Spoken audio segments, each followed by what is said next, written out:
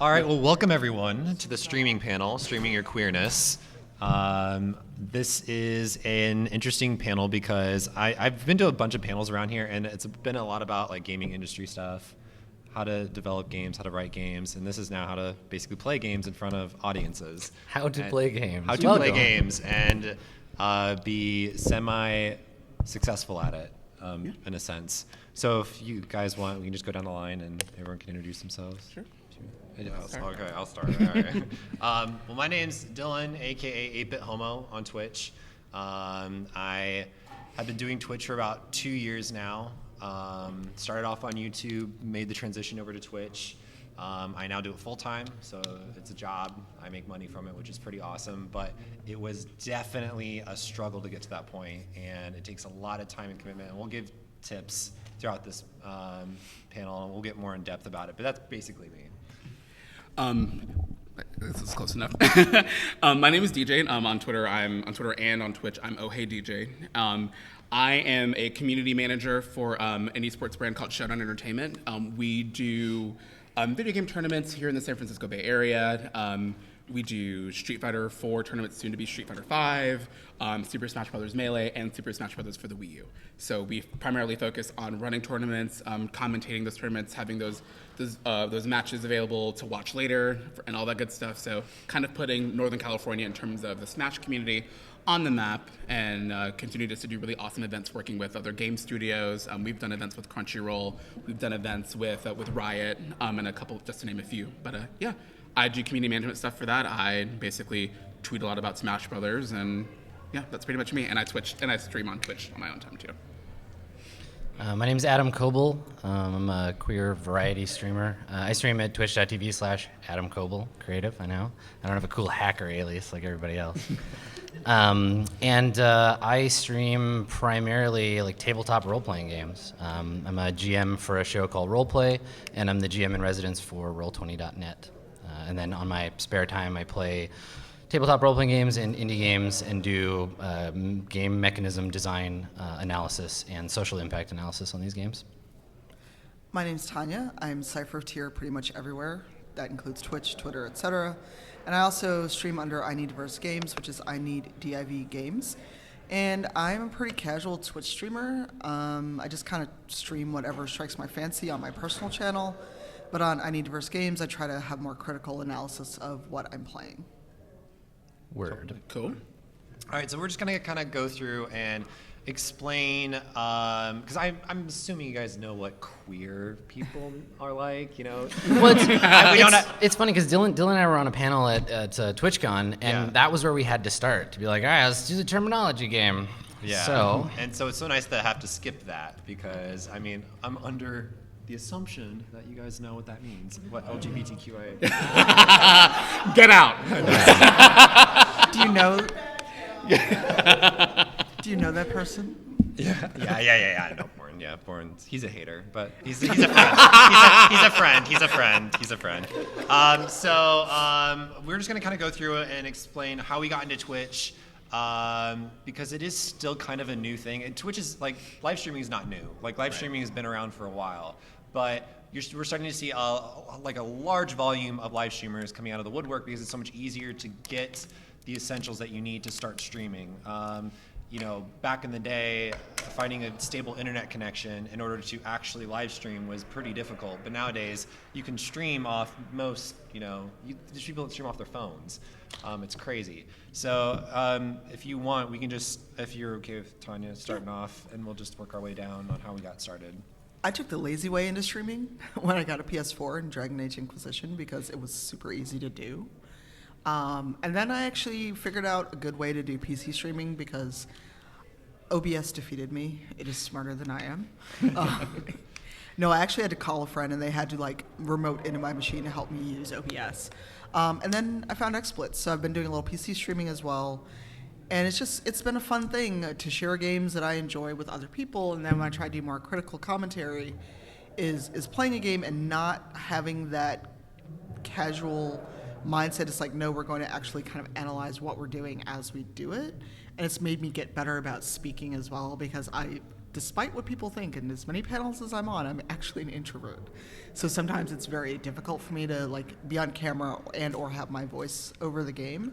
So it's also been a learning experience for myself. Okay. Yeah, I got kind of side-loaded into Twitch because I came at it from a perspective of tabletop role-playing game design. Like, I designed a game called Dungeon World that got the attention of some folks who were streaming games, streaming their tabletop games, and they played Dungeon World, and I met up with some of them at PAX, and we talked a little bit about the places that tabletop streaming was going with Twitch, and I was invited to GM a game, which became 2 sort of full-time games, which became 4, and when I quit my job in advertising, I had got fed up with working in advertising, and I was like, I'm just going to take a little holiday, and maybe I'll do some streaming on the side. And thankfully, because I'd built up the audience doing it casually, like as a part-time kind of fun thing, that audience carried over, and it became a thing I could do regularly to like pay the rent. So I've been doing that about 10 months now, with varying degrees of success.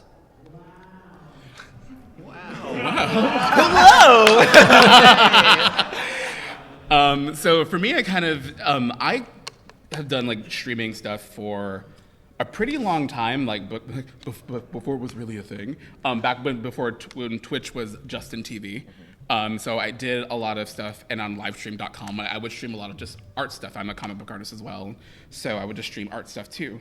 And then as Twitch became prevalent and all that good stuff, I was like, oh, I want to stream games. That's pretty cool. How can I do that? And then I got an Elgato capture card and just started like playing games that I liked and people like that. So that was pretty cool.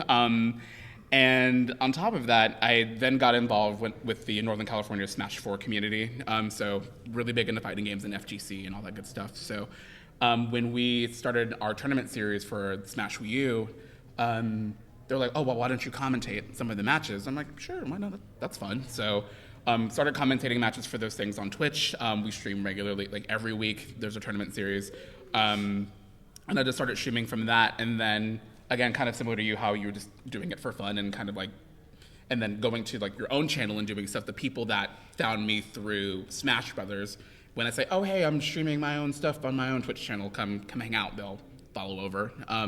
I'm not doing it full time yet. I still have a pesky day job, but you know, got to pay the rent somehow, right? Until you can be successful like Dylan.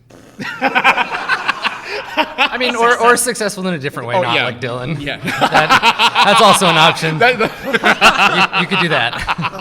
Well, I have to actually go back. If I'm going to talk about Twitch, I have to talk about how I started on YouTube, because I made that transition first. I didn't make gaming content originally. It was literally me in front of my computer making a fool out of myself on camera, making weird, Some things never change. strange videos. the shade. No, it is true though. There's some weird videos out there of me. But I've always wanted to make gaming content. I just didn't have the rig for it. I didn't have the computer that I needed. I didn't have, my computer could barely run Minecraft. And if anyone knows my content, I started off making Minecraft content. So my audience was really young. And so I was like, I should start live streaming just to see what it's like. And so I started doing that, and that internally helped my YouTube audience, but my Twitch audience, it's weird. How I see YouTube and Twitch is, they don't really interact all that much. It's really hard to get YouTube viewers to switch over and watch you on Twitch. It's hard to get people who watch Twitch to watch you on YouTube, unless they're really committed to your personality and really want to see more content from you. I got lucky in that it helped grow both simultaneously, because I was making unique content for both. And so that just kind of carried over, and I stayed consistent with it, which is a big tip. If you are ever wanting to get serious with Twitch, you need to have a consistent schedule, because streaming, it doesn't have to be a set time. Just have a set day and be like, hey, I'm going to be streaming today, letting you guys know. And if you commit to that and you show up when you say you're going to show up, that's good in their eyes, because that means, okay, I can rely on this person to provide content to me regularly. So I just kept with that and got to the point where I could quit my part-time job and still survive, which was pretty cool. I'm still not making a lot of money, but it's enough to survive. Yeah. But yeah, I guess this next part we'll kind of get into how we're actually live streaming, any tips that we have, and just kind of going into that. So if anyone wants to start. Yeah, I mean, I want to talk a little bit about, so Twitch as a platform, they want everyone to believe that there's no barrier to entry. There's this idea among Twitch, like successful streamers, that anybody can be a streamer, that it's that easy. If you want to do it, you just do it, and now you're streaming. Good job, way to go. But the reality of it is that there are certain ways that you can stream and certain audiences that you can appeal to with limitations on your stream. Like, if you want to be like MLG esports Call of Duty streamer, you can't do that with, like Dylan said, like a bad internet connection or a slow computer. Like the technical stuff is a factor in the kinds of content you're creating. Absolutely. So when you go into the idea of building your community, of developing content, you got to think about the ways that you can do it that aren't going to be harmful to you economically. Like, don't leave here today and go buy a $6,000 computer and like rent a studio, because that's not, in the same way that not anybody can just stream, that's not a guarantee of being successful. And I see a lot of people do that, where they're like, Yep. I'm gonna save up, I'm gonna quit my job, I'm gonna buy a wicked ass computer, and then bam, famous on Twitch. And it doesn't work that way. And there is sort of this illusion that like anyone can do it, but you have to be a little more careful about the way that you do it. And so for me, like I definitely started off from that place where I was like, okay, first game I'm gonna stream start to finish on my own on my channel is gonna be a game I know that I can run and it's not gonna blow up my old computer.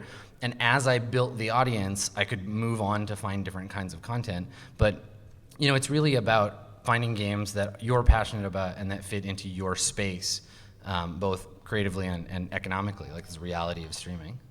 And that's like one thing that I would recommend is, so often I see, and I'm a victim of this, where it's like I did this to myself, where I jumped into it full time, like didn't really think about it, and I was just like, yeah, I'm gonna do this full time. I'm gonna try to like support myself, and that bit me in the butt for like 3 months. I was like super poor. I was barely making any money to even like feed myself, which was stupid on my part. I should have thought that through.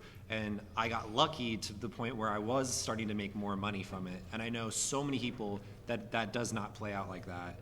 That, like Adam said, they buy like a super nice rig, they have a really nice computer. Their streams are very entertaining, but they're just not marketing themselves right. And they're just not putting themselves out there in the right circles and the right communities.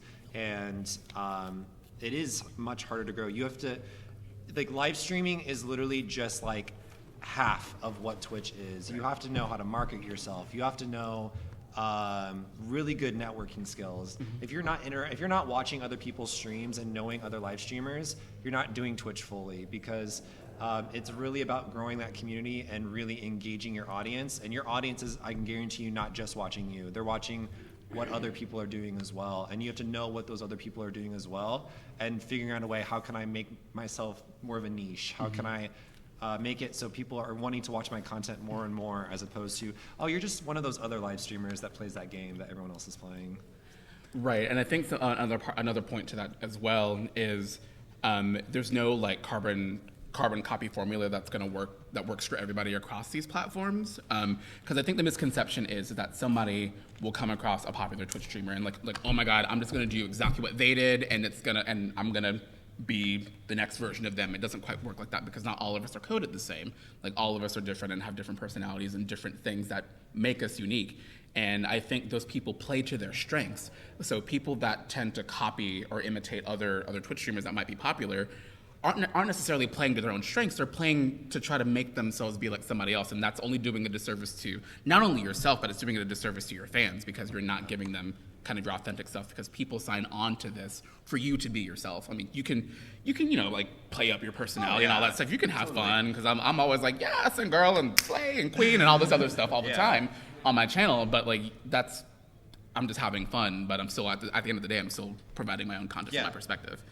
And I don't want this to scare anyone off, because there needs to be more queer streamers on Twitch. Like, I cannot stress that enough.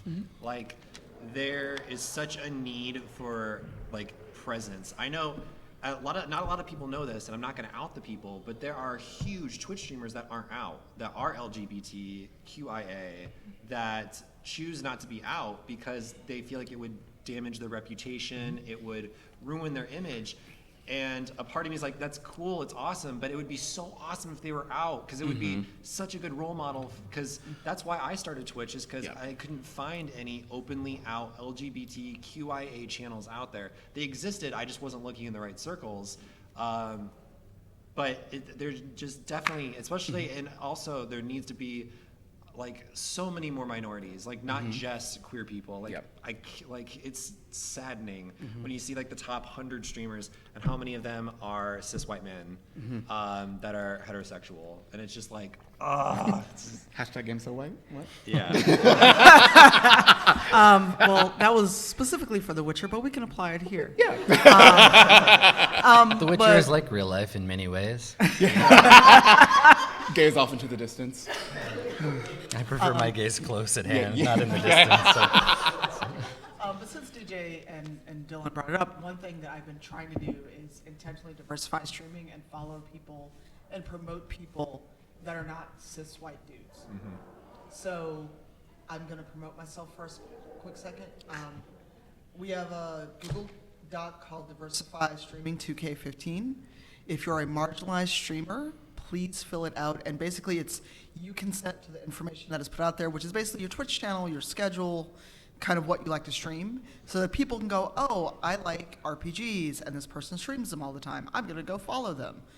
And, you know, whether you're out or not, and yes, it'd be great if it's out, because I can't remember if I have on my Twitch channel whether or not I mean, and that's the thing, is like you could just being there, because I know like for some people it's just, if they ask, you're like, yeah, sure, like that's cool. It's not like a big part of, you know, my channel, but it is a part of me, and so I'm not gonna lie about that part of me. Right. But it's not the focus of my channel. I'm a gamer, you know. I'm entertaining you, which I totally get. Well, the other part of it is, like, I have no shame in that. Every chance I get, I make an intentionally black character in games that I play. Yeah. And so I often get more flack for that than any kind of queer content I may stream, which, you know, games so white, and some Twitch folks so white that I've seen come in my channel. Because that was the one thing I wanted to bring up, which was have moderators. Oh my god. Yeah. People who you trust, to give them that happy little sword, so they can time out spammers, they can time out people who want to come into your channel and talk shit. You cannot have a good Twitch experience without moderators, in my experience. Maybe, I agree. Maybe that's me, because, you know, like, I'm a black chick on the internet. But Well, keep in mind too, though, that like mods take on a lot of emotional labor for the sake of the streamer. And this is where I think that we can all work better to support each other, in that if you get involved in the community, if you look at other queer streamers and you spend time in their chat and like make your presence known, then you can moderate for them. You're gonna get a place in the community by doing work, and that emotional labor can translate into later when you need people to help you, or you want someone who's a bigger streamer than you to promote you, then they're gonna recognize that labor and be able to give back. So for me, the easiest way to get involved in this isn't just start streaming and like hope that those 2 people that watch you every Wednesday will like keep coming back and bring their friends. It's like, go to other channels and hang out, and like people will recognize your name and get involved in that community, because all it does is strengthen all of us, right? Like if we spend time doing essentially free work for other people in that space, then we can create an economy of time and energy, and then it'll feed back when we all get more successful. Definitely. Like, Oh no, I was just gonna say something really quickly about that. What was really cool, just an experience that I had a couple months ago. One of my friends had introduced me to Jed Whitaker, and was like, oh, you should check out a stream. He plays Smash Brothers too. I'm like, all right, cool. I go into his stream, and I designed a bunch of Super Smash Brothers t-shirts, and I go into one of his stream, and he's wearing one of my shirts. Hadn't met him, didn't know who he was or anything like that. And then he had talked about my stuff in his chat, and then we'd become friends, and I had checked out his stream for the first time, and I used the same tag, oh hey DJ, in that too, and they were like, oh my god, you're that DJ guy that Jed keeps talking about, and I'm like, that's really cool. He didn't have to do that or anything. So it's this really great economy of giving back to people, like when you want to, and then if you can, and however you can, and I think that kind of stuff definitely helps foster more positive relationships. It's only helped me with getting more followers through Twitter and all that stuff. And then when I do decide to stream, it only helps exponentially from there. And that's like one thing, and this is with both YouTube and Twitch, whatever kind of putting yourself out there, presence. If you write blogs, if you do anything, you need to have social media. If you're not doing social media, you're doing yourself a disservice, because it's that's not just like an advertising stream that you're missing out on for promoting yourself, but it's also you're not reaching out to your community the right way, because I know several people who have noticed me through Twitter, or I get to interact with people via Twitter that I normally wouldn't be able to on Twitch, because maybe they're, they don't like to chat in a chat that's like filled with a bunch of other people. And another thing with the moderator thing, I would definitely make sure that it's people that you trust, because I remember like my moderating team now is completely different than what I started off with, because those people, once you start, growing, once your viewership starts possibly changing because you're playing different games, their feelings towards your channel might change as well. And so make sure that those people that are moderating for you they're good friends. Like, you get to know them because they're putting a lot of work and effort into moderating your channel. And if they're not, then are they really moderating your channel then, or are they just doing it for the sword next to their name? Because I know I've been guilty of that. When I was starting off, I was like, I want that sword. That's going to look so cool. And then I didn't understand, like, oh, I need to actually be doing stuff for this. Right. But that's a good way to start off, is to start moderating for other streams and just getting to know other people. Because Twitch, just like any other industry, it's about who you know and being in the right place at the right time when growing those connections with other streamers. And I think that's a good segue into like the next topic that we had within this, talking about kind of navigating through kind of like a predominantly straight dominated space, as well as being a bit of a public figure or representing queerness online in that kind of a space. So in your experiences, to any of you guys else on the panel, in your experiences, like what, you don't have to go into specific details in terms of what exactly that you experienced, but how would you deal with those types of situations where people might not be so nice? Oh, like negativity? Yeah, negativity, all that good stuff. Well, I had an experience. I was in a charity stream by the Spawn on Me group last year, and it was a weekend of streaming to benefit Eric Garner's family. And I'm really glad I had moderators, and I wasn't playing anything I had to pay a lot of attention to, because I think I used my band hammer most in that weekend than I've had in the entire time I have streamed. Because people just, there's this idea that once you are known or a known person, then you become a commodity. And there's a very blurred line between you're someone I follow on Twitch or someone I follow on Twitter versus you owe me your time, or I can say whatever I want because I quote unquote know you. So, and then there's the extra layer for me being a woman of color, and if I am on camera on stream, it makes me incredibly wary of things that come in, because I've watched other streamers and women of color who stream and are often on cam and things like that, and they get a lot of inappropriate comments versus what they're actually playing.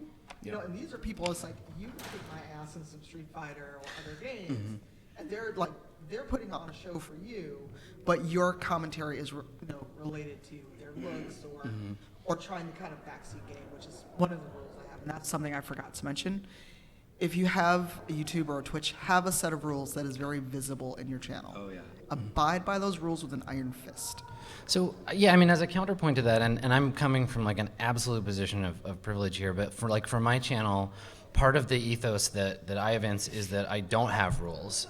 Not that you can get away with anything, but like I expressly, when I started my channel, wanted to create a space, because I'm a big squishy anarchist, where like my mods aren't cops. They're not going to be like, oh, you said a bad word, get out forever. And that for me is a community building exercise. It exposes me to a lot more danger because I don't have mods like waiting to ban anybody who says anything. But again, that's a way that I can leverage my privilege to encourage certain types of conversation. But I think to the point, like in between those two extremes of having like an iron set of rules and having basically no rules but an ethos for the channel, you're gonna want to find your space in it that feels safe for you, because your safety is like paramount. That's the most important thing. And then the people in the channel, like their safety and their ability to engage in discussion, that's important too. And like be flexible with that with yourself. Like if you're going all like soft about it and you're feeling really intense after a stream every time you stream and you're feeling like emotionally fraught, then maybe like turn the dial a little bit more authoritatively. Like there's there's lots of different ways to do this stuff, and for good or ill, Twitch doesn't provide us with a lot of built-in guidance or tools for this stuff. It's very, very blunt and very unclear in a lot of ways.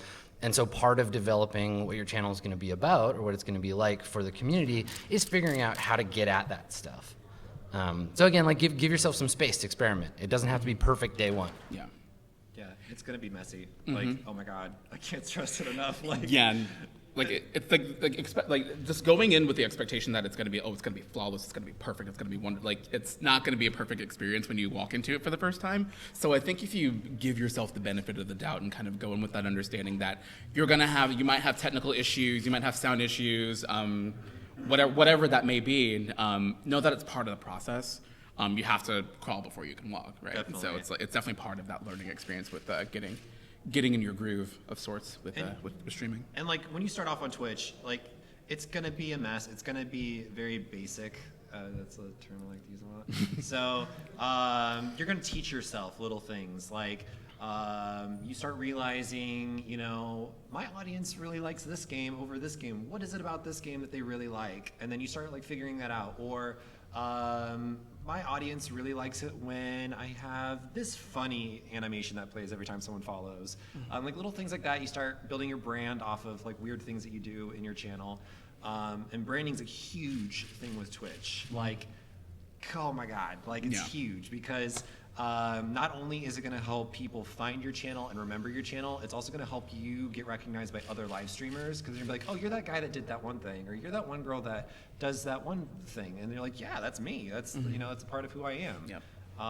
And like right now, it's at the point where because there's not a lot of openly queer live streamers out on Twitch, where being queer is one of those things where it's like part of your brand, and hopefully at that point, like at some point, being queer is not going to be something that's integral to someone's brand. It's like, you're funny, you're critical of certain games, you play a specific type of game, like something like that. But it's just something that you just learn how the industry goes little by little. One thing that I found really cool about getting started too is that the audience often, like, they're there to fundamentally, I think, to sort of cheer you on, right? And so, like, I've definitely gone through processes where I've picked up a game I know I'm terrible at, and I'm like, I'm gonna suck really bad at this, and all the comments in the channel were like, you're really bad at this, why are you playing this game? But as I got better at it, people were like, oh, you're getting better at this, and then like eventually they're like, wow, you're really good at this game, and I'm like, yes. And like they want you to succeed. So if you start off all scrappy and like keep having problems and stuff, as long as you stick to it, and don't get all like frustrated and don't turn it into like the watch me get upset about my computer show, you can build that in so that in 2 months or 4 months or 6 months, people that come back and have been there since the beginning can be like, wow, you're like so much better at this, and your stream's like way more professional now. So people that come to Twitch to watch these shows don't expect a brand new streamer to be, A-grade professionalism right from the get-go. You can want that, you can aim for that as a goal, but don't expect to be perfect on the first day you stream. Like you have to bring out a personality because I mean people aren't just going to stick around if you're sitting there silent, Right. playing a game, be like, hey guys, what's up? Yeah. What's up? Oh yeah. Unless you're like really, really hot, in which Yeah. case. But then that only goes so far. Like, I hate when people say boobs get you viewers. It's like, no. Like if you look at the top 100 streamers, I think there's like only like 7 that are women, if that. And like looks only get you so far. You really have to like, if there's like a part of your personality that you really like, over exaggerate it. Like you're not being fake by making yourself more presentable to an audience. It's only if you're doing something that you don't agree with, but you're doing it because it's going to get you views. Yeah. That's when you become fake. It's when you're over exaggerating. Like I'm guilty of sometimes being like ridiculous and saying something that's like totally like I normally wouldn't say in a normal conversation, only because I knew it would garner laughs out of the comment section. Well, that's a question I think for everybody that I'd be curious about is like how much do you feel like the you on stream is who you actually are like in real life? And that is an interesting question. It is me 100%. Same. I cuss and yell and talk about myself and I'm bad at games. Like there's not really a difference in who I am because I figure if you know me well enough or and part of the success I've had on Twitch is I think coming from people who knew me previously or knew me from I Need Diverse Games. But the person you're getting on stream is the person who enjoys this game or maybe hates this game, and maybe I don't want to say hate playing something, but maybe trying to play it to get a better understanding of it. But the person you're getting on stream, whether I'm on cam, just on audio, and sometimes I don't even do audio. I just kind of interact in the chat because I may need to concentrate on the game. But this is who you're getting. So the people that have watched me stream know that this is who I am 24/7. Totally. I would say one more thing, and this is like kind of a goal for a lot of people. And I know we're talking about Twitch like mostly, but there is YouTube gaming. But let's be real. Yeah. It exists. It's a thing that's there. Yeah, it's real. It is a thing. It is a thing, and it's still in its infancy. So we don't know where it's going to go. But right now, I'm speaking mostly from Twitch because that's where my experience is. But a lot of the goal for a lot of Twitch streamers is to get partnered. And I don't know the size of people's channels, but I did want to talk about it a little bit because it's pretty difficult. You don't ask a dude how big his channel is, Dylan. I'm sorry. I mean, at least take him out to dinner for Yeah. something. Dylan, there's a lady present on the panel. Really? But I guess I guess we should kind of define what it means to be partnered with Twitch. Like, what are the kind of the parameters of that? So essentially, Twitch only partners like a set number of people a year typically, and you have to apply for it. And if you get accepted for it, you can get subscribers on your channel, which basically is a huge like revenue generator for your channel because then people are paying $4.99 a month. You get half of it per subscriber that you get, and that's usually when you can start really networking out because you're like, I'm a partnered streamer. This is kind of a big deal. This is pretty awesome. But I know amazing streamers who are not partnered yet, and I know crappy streamers that are so fake. Like I'm not gonna name names, but so fake. Stop looking at me. You're such an ass. I'll be waiting for your subtweets later. I'm just kidding. No, but I know people who are partnered that I'm like, how did this happen? Well, actually, since you brought that up, I actually wrote an article for Paste on Twitch and the kind of lack of diversity of Twitch. Totally. And that was one thing that I brought up because what is it? You need to have at least 500 consistent viewers. I've never I don't understand the parameters. I think the parameters, they're very open, and I've learned that through the application process. Also, dropping names helps a lot. So if you know and you're actively networking with other live streamers, that helps you out tremendously with your application for Twitch. Someone slide you my business card. Girl, I got you. It helps out so much because I remember applying and I definitely did not meet the requirements at all. And this is another interesting thing that I should bring up here. I originally got rejected. The second time I applied, I name dropped like crazy because I was like, girl, I want partnered. And I got it, but they said, we can't let you have the name 8-Bit Homo, which originally I was like, excuse me? Are you kidding me, right? And he's like, well, it could be offensive to some people. And I'm like, but I am gay myself. This isn't coming from a negative place. But I have gay friends and stuff. Yeah. And so I took to Twitter and I was like, this is BS. I denied partnership. They're like, well, we'll give you a name change, which is unheard of on Twitch. Twitch does not let you change your name. But they're like, we'll let you change your name to something else if you take the homo out of your name. And I was like, no, I'm not gonna. I'll just stay unpartnered then. So I took to Twitter, and Twitter erupted so much about this. They reversed their decision within 30 minutes. I retweeted that tweet. And they sent me this long apology. They're like, oh, we are so sorry. Obviously, your audience is super, we did something wrong. And I actually met the guy in person at PAX, and he was like, dude, I'm so sorry. I didn't even realize that you were LGBT. And I'm like, You didn't realize really, nothing? Queen? Huh? Girl. I'm like, BS. No, but they did apologize for it, and I think that was because this is before Kappa Pride. This is before they really started doing a lot of stuff to show that they are very LGBT inclusive, and they are very LGBT inclusive. But I think this is just something that they hadn't had to deal with yet. Right, and I think Twitch has prior to Kappa Pride and all that stuff. I think there was a misconception that Twitch was super their stance on it. They really didn't want to make any kind of a a political stance on being cool with gay people or whatever, and I'm like, girl, you're in San Francisco. I mean, you just have to let's call it what it is. But you know, it's one of those things where it's hard because I can understand from like a corporate perspective like why they might not want to make some sort of a political stance on something like that. But I think you're better serving your potential user base by being honest and being you know in the 21st century and being in 2015 and saying something like that. And I'm glad that they're not parading around with flags at SF Pride saying that like we're Twitch and we love gay people, oh my god. But they're at least open to that, and they respect that. And they have the dialogue, and they actually have the dialogue, which is super important. Yeah. I don't know. Anything else? Questions? Yeah. Let's do questions. Let's just open it up. Yeah. Let's have some questions. Let's make you do all the work now.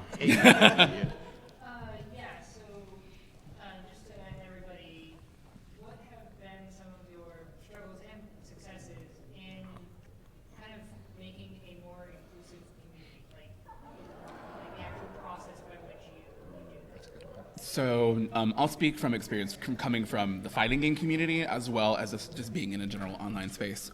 I approached NorCal Smash back before the game dropped and was in the community and stuff like that, and I kind of didn't put up with the people like, that's gay and this or that or whatever. I'm like, guys, can we be adults here? I know some of you actually aren't adults, but let's try. I mean, the average employee age at Twitch is like 23 or something. Right? The average Twitch employee is super young. But I think what happened was I just got super involved with the community, and I've been called the mother of NorCal Smash, which has been hilarious to me. And I'm like, I don't want that title because that's too much. But like some of the successes is that in our tournament streams, we have people that watch our tournament stream from all over the world, and which is really cool. And what happens every time on stream, whenever I'm commentating, they're like, is he gay? I'm like, I'm probably. I mean, usually this started happening when I was streaming more during the summer, and I like to wear really really tiny shorts, and my favorite thing on the planet. And they're like, is he gay? I'm like, yes, yeah. And people in the stream were like, yes, he is. Why does it matter? Like, he's a great commentator. Let's leave it at that. So what's great is that by opening that dialogue about talking about how potentially damaging certain things that people could say to other LGBT people that are wanting to approach fighting games or wanting to approach competitive gaming in any kind of space, it can be really damaging. And then it's cool that people on their own are like, that's not okay, dude, or they'll try to get the moderators to bring down the ban hammer or whatever. So it's been positive because we've been fostering a community in certain types of behaviors that aren't acceptable, and it's just a matter of respect, which is what we've cultivated. And I think understanding that and having that respect and having people that are coming back to your streams week after week or day after day, knowing kind of where your line is goes a long way. So that's definitely been really helpful for me. I know for like me, I've had the issue of knowing when a good topic is to be talked about in the chat and when that needs to be taken outside of my chat. Mm-hmm. So there's like trigger subjects for some people, like because I used to have a much younger audience that had a lot of things, dealing throughout their life, whether it be depression, sexual assault.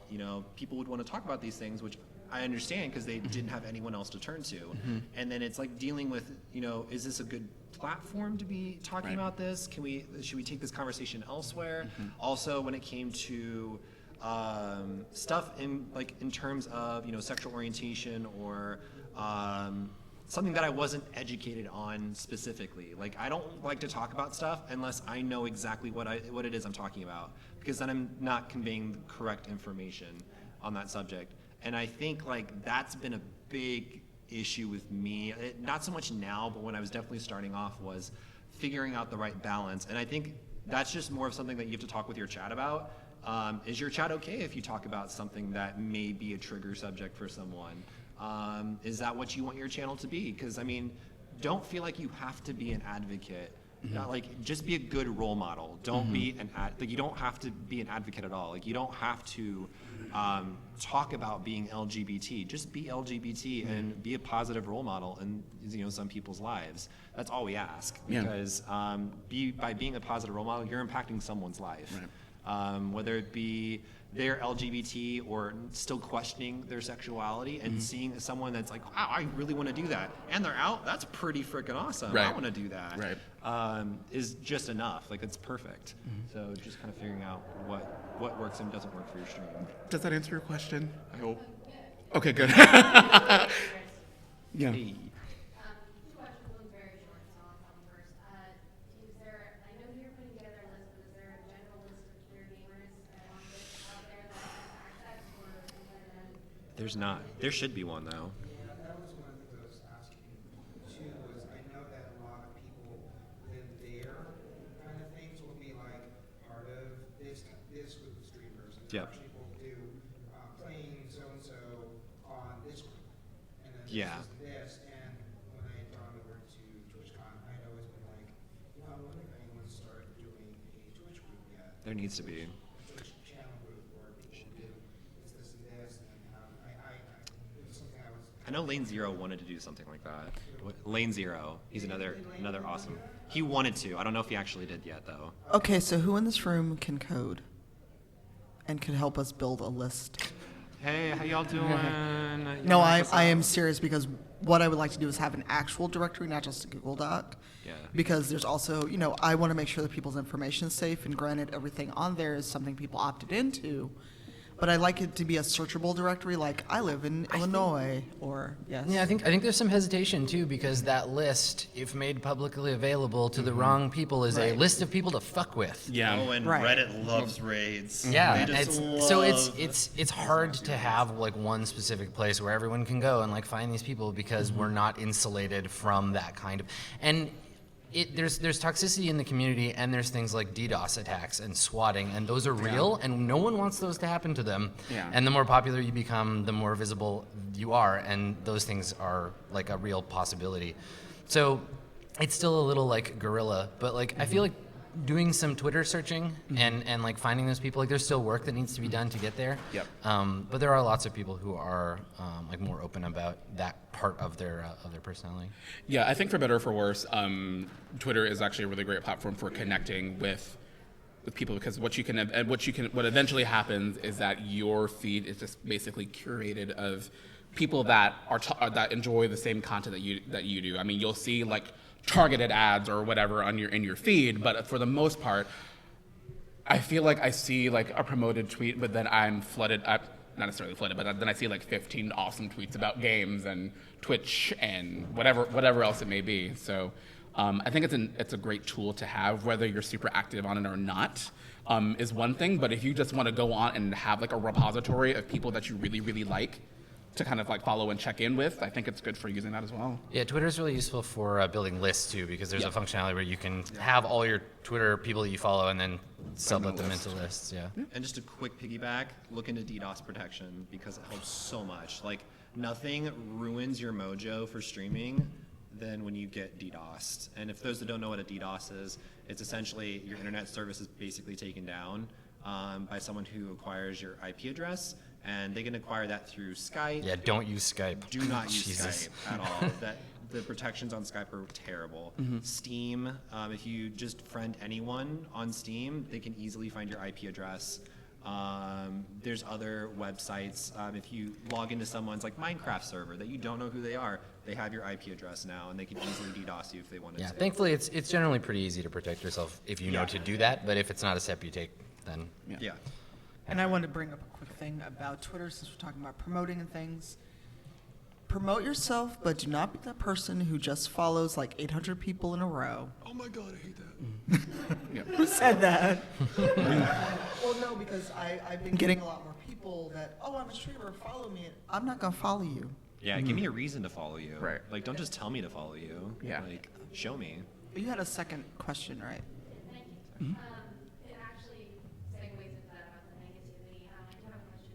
How do you guys deal with borderline negativity? You know what I'm talking about? Like, I have a couple people that come in and they're just writing Yeah. online before I can't ban them because that makes me the asshole, but I don't know how to tell them gently without I totally get that. And I just had a situation like this happen where there was a viewer who was talking about how her mother just died. And, you know, I wanted to obviously comfort her, and I did. And I was like, you know, this is very unfortunate. I feel for you completely. Like, this sucks like incredibly. And then people in the chat would like help her out, like, hey, let's talk, but this is not the place for this. Like, we're here to promote positivity. I'll try to make you laugh, I'll try to make you forget about the pain that you're currently experiencing, but I'm not equipped to deal with the backlash of what just, you know, happened in your life. And so if anything, you can promote other services. Like Trevor Project is a huge thing. Like, it's so easy to promote. You're like, there's other services out there that are equipped to deal with these types of issues. So, you know, relay them to those services. Because I mean, it can be pretty damaging if you dispense any kind of advice that you're not actually professionally, you know, you're in the place to actually give that kind of advice. Yeah, and like whenever I've encountered something like that, because we actually had a scare with one of our community members that was attempting suicide. And it was a beautiful thing to see everyone from our community like come together to try to find where he was, to try to find if anybody knew his phone number, to contact his parents or any of that stuff. And we eventually found him that day before he had hurt himself or anything. But we use opportunities like that to kind of reinforce the fact that like none of us here are necessarily equipped to deal with a certain thing, but we can at least point you in the right direction of people that are. So like suicide prevention hotline, all that stuff. So we definitely kind of position those things because they're the ones that are equipped to handle things like that, not us. So well, I think that answers the sort of like community members needing support side of it. But I think if you have people who are sort of borderline trolling you and like trying, all they want is attention. And the one superpower that you can always use is to just ignore them and be like, I get it, you're trying to bait me into like engaging, and I see what's happening, but I'm just gonna keep playing my game. Notice me, say my name. Yeah, because a lot of the time that's what happens, and usually after a certain point, when you have like regulars in the channel, they're gonna see these people being this way and either tell them to shut up or ignore them or whatever. They'll fade away. Definitely. yeah. I also utilize the mute function on Better Twitch TV, which times it out for like 10 minutes. Yeah. And sometimes they come back and go, why did you mute me? And I'm like, because you are being a child. Other times. Well, I cuss a lot. I do not encourage anyone under the age of 18 to come to my stream. But, you know, sometimes people they don't know how to act. And it's like, well, I'm going to utilize this tool. You have 10 minutes to think about what you've done. You can act like an adult. You can come back. Otherwise, I'll be that asshole and block you. I'll work our way this way.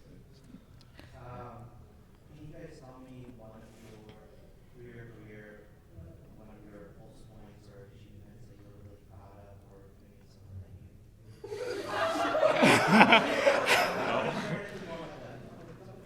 you? Yeah, I think what's really cool is I was at my local GameStop looking for amiibos because I'm a fiend, and I was like minding my own business, and then I guess it was a newer hire GameStop employee, and he like turns and looks at me, and I'm like, what? I mean, I'm like wearing gym shorts and a tank top. I'm like, I'm not cute right now, so like I hope you're not checking me out. But he was like, are you like, oh hey DJ or whatever on Twitch? I'm like, yeah, that's me. He's like, oh my god, like you're so funny and you're so this and that, blah blah blah. And we go on for 10 or 15 minutes, and I'm like, oh, thank you. That's really sweet of you to say that to me. Can I just have my copy of Xenoblade Chronicles and I'm gonna go home now? Bye. But it was awesome that somebody just like in the wild noticed me. And I had a UPS guy do that to me. Oh my god. Yeah, it was Did they awesome. come to your door? Yeah, he came to my house. Like, Yeah, here's and I your was- package. Oh my god. Yeah, it was awesome. You're like, don't come back. For me, the big win is so every 4 weeks in my PayPal, I get a big thing of money from Twitch. And that's for me the big thing. I'm like, I can keep doing this. I have another 30 days to continue this weird experiment. And like it's the little things, right? Yeah. It's like, and I get emails, and I think this is probably true for everybody. I get emails occasionally from people who are like, I was just like in a really bad time in my life, and I found your stream, and I hung out, and like everyone was so nice, and you were really funny, and like it helped me get through my problems, or like it just cheered me up. Like I just wasn't bummed out anymore. Thanks. Like that, those like little things. So if on the flip side, if you're the kind of person that like engages in communities on Twitch and you watch people stream and stuff, use that message function. Be like, you did a really great job today. Like that was really funny, or that was really entertaining, or you're really good at this game, because we're small people that need attention and love, and Yeah. it's Love really us. it's really nice. As much as everyone wants senpai to notice them, we need the inverse. Senpai needs love too. Yeah. We need all of our kohais to Yeah, to love us. and Yeah. it's nice. Like those are those little things for me. The fact that I can actually do this as a living, and that it's making a difference for people is the like everyday win. Yeah. For me, it was getting regular people to come back to my stream. Yeah. And Where do you find regular people on the internet? Okay, as in regulars who always come when I'm streaming. Wow, that's Man, like every single time, like I mean, I- multiple times during the stream, or I it's am- impressive. We need to talk about this after. You can just DM me on Twitter. We can talk about how we can make that happen. Well, I mean, I am good. Terms of service violation. But the other thing was I recently hit over 250 followers on Twitch. So for me, that's a big deal because I just started this as a total experiment and to basically just blab about Dragon Age, and people keep coming back. It's like, oh, you're back again. I think that's an interesting thing too. Is like don't look at other more established longtime streamers as a thing to like try to be like. If you go to someone's channel and they have 100,000 followers and you have 100, don't be like, oh, I only have 100. Be like, I got 100 people that give a shit when I make stuff. Yeah. Right. Like hold yourself to your own goals, not to some other person who is doing like better than you are, because it's all a matter of perspective. And I think my thing, and I'm just gonna go quick so we can get into another question real quick, is getting my first like promo code for a game before it comes out. And I was like, oh my god, I've established myself enough to where people actually give me codes. Yeah. This is so cool. Like, shut up. And see, so if you're ever in a position to where you're on this side, don't bring your friends because all they're gonna do is throw shade the whole time. So I think we had a question over here in the really red. quick, Go yeah. for it. It's kind of in general about Twitch and a little bit about YouTube as well. Yeah. How do you properly maintain your schedule for streaming and manage, real life responsibilities like family and bills and work and all that? I would just say find time whenever you can and just do a little bit at a time. Like, oh, I have like 5 minutes to kill and I have a notebook. Let's write down a video idea. Yeah. Plan in advance for videos. YouTube, if you plan on doing Twitch specifically, I would say upload to YouTube maybe twice a week. Don't stress yourself out too much. No one wants stressing yourself out is doing you no good because your streams are going to be a little bit more. They're going to be lackluster a little bit because you're going to be so stressed out.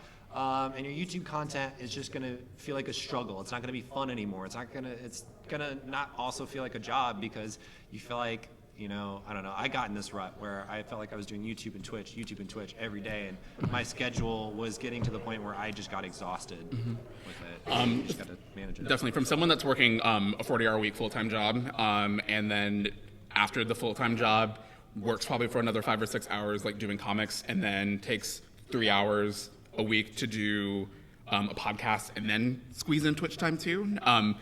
It's possible, but you just have to. It's going to be different for everybody.